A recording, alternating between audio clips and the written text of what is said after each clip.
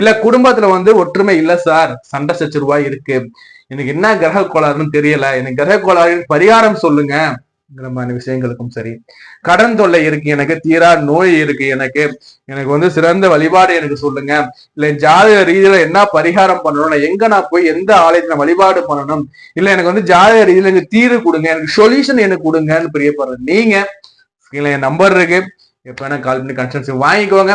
எப்ப நம்ம போய் பிரதோஷம் என்னன்னு பார்த்துட்டு வருவோங்க.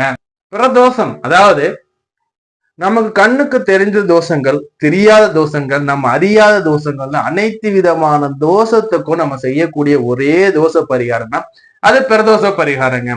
இந்த பிரதோஷ பரிகாரம் நம்ம யாருக்கு இருக்கணும்? சிவபெருமானுக்கு இருக்கும். புரியுதுங்களா? இந்த சிவபெருமான் எப்படி இந்த பிரதோஷ வழிபாடு நம்ம வழிபாடு பண்றோங்கிறத பாக்குறதுக்கு நம்ம எல்லாருக்கும் தெரிஞ்ச கதை இருக்கும். இந்த கதையில பாத்தீங்கன்னா அசுரர்களும் தேவர்களும்